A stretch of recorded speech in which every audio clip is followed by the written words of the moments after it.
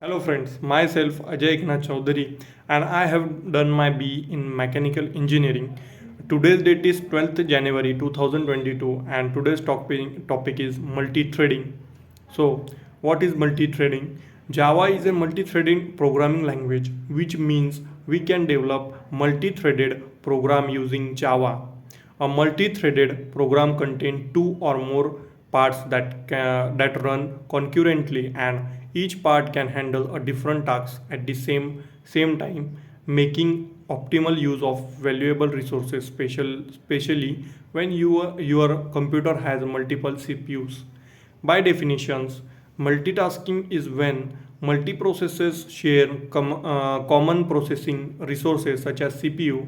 Multithreading extended the ideas of multitasking into application where you can subdivide specific operation within a single application into individual threads. Each of the threads can run in parallel. The operating divides processing time not only among different application but also among each thread within an application.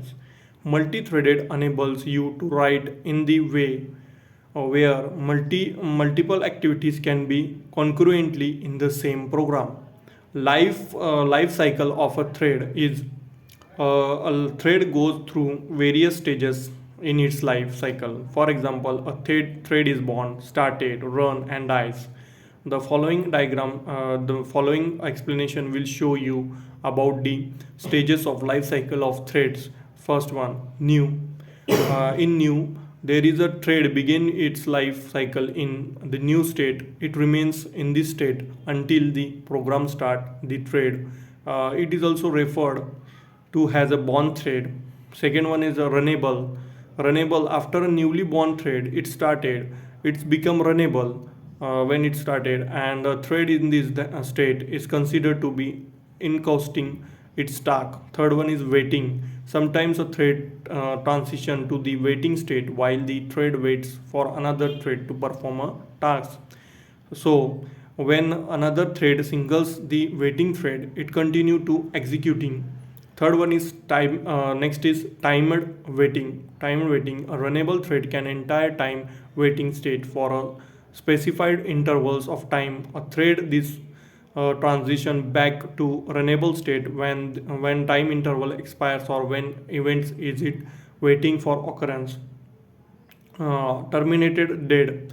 Runnable thread entire the terminated state when it completes in its task or otherwise terminates. Next is thread of priorities. Every Java thread has a priority that helps operating system determine the order in which thread are scheduled. The Java thread priority is between ranges between minimum priority to maximum priority, that is 1 to 10 consequently.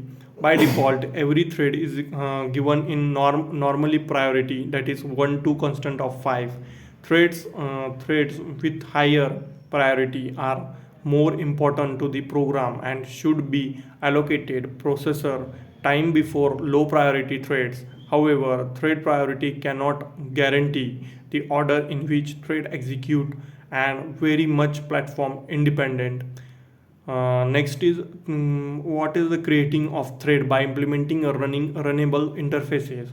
So if your class is intended to the executed as a thread, then you can achieve this implementation by runnable interfaces, which have a need following three basic steps. That is, first steps is you need to implement a run method providing a runnable interfaces. This method provides entire point for the thread, and you will put your complete business logic inside this thread. Second step is you will instantiate a thread object using constructor, that is thread constructor, that is thread in bracket runnable thread object string thread name, where the string object where a thread object is instance of a class that implements the runnable interfaces, and Thread name is the name given to the new class. Now next is once a thread is object is created, you can start by calling start method, which executed to call run method. Following the syntax of start method, that is void start in bracket